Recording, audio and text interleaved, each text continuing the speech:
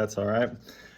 Today, Mr. Mercuro has on his Air Jordan 2 white, gray, black. Very simple, very clean, very straightforward, nothing too fancy, nothing too crazy. And I chose this particular pair for two reasons. Number one, the snow outside of our window. These sneakers kind of make me think of snow laying on the street or the sidewalk outside of my house.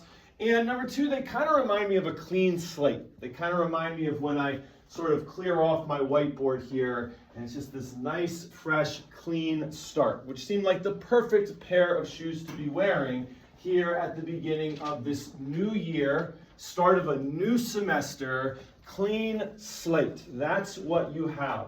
A great opportunity to really write the story for what this year 2025 is going to look like, what this second half of the school year is going to look like.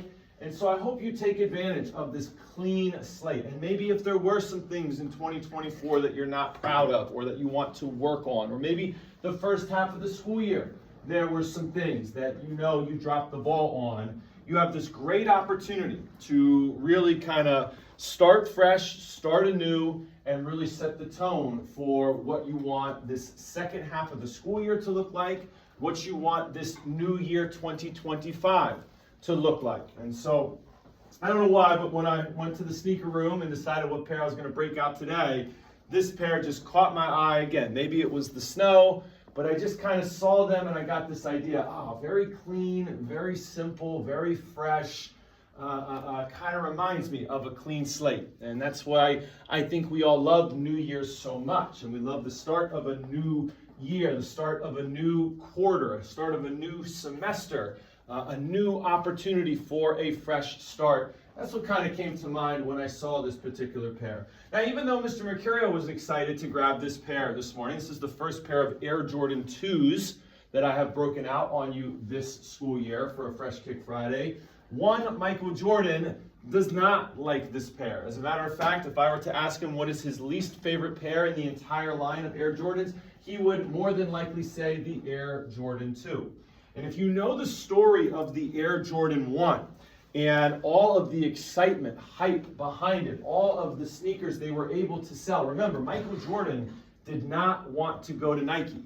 Nike was a running shoe company. Nike was not the hot, fresh, fashionable sneaker to wear, okay? Adidas, Converse, those were the more popular sneaker lines when Jordan came into the league.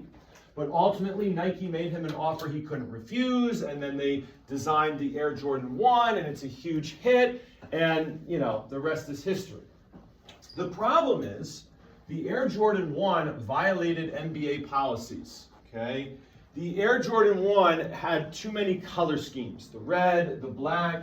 You weren't allowed to wear sneakers like that in the NBA. Your shoes had to be predominantly white or predominantly black. They had to be predominantly at least one color. They couldn't be these flashy reds and blacks and have all of these different designs to it. And so the Jordan 1 was seen as way too flashy, and so he got fined. Every single game that he wore those sneakers, he got fined for wearing them. Now, Nike said, hey, don't worry about it. We're selling sneakers. The fans are loving it. We're selling out like crazy. We're making tons of money. Keep wearing the sneaker. We will pay the fine. But here's the problem. Nike didn't want to keep having to pay fine after fine after fine, season after season after season, because the money was adding up. And so they go from this very flashy, very exciting Air Jordan 1 to the Air Jordan 2, which was very simple, very plain.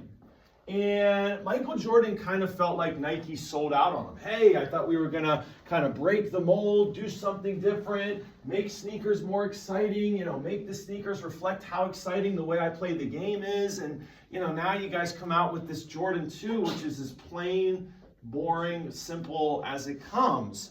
And so Jordan was actually going to leave Nike after he kind of felt like the Jordan 2 fell short of his standards in terms of what he wanted to do with sneaker culture, which is when a guy by the name of Tinker Hatfield, who I talked to you about earlier this year, came into the mix and introduced the Air Jordan 3, which is one of the loudest craziest Jordans that they ever created. That's the one that has the elephant print on it and the big Jumpman symbol on it.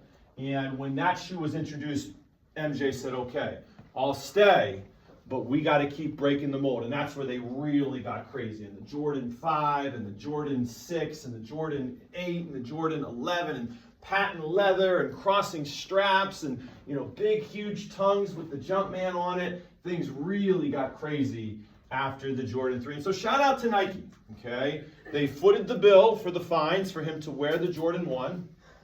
Then, you know, they kind of took a little bit of a air of caution with the Jordan 2 to say, hey, we really don't want to pay all these fines. And they kind of submitted to the man, aka the NBA, to say, okay, fine, you don't want flashy sneakers, we'll oblige.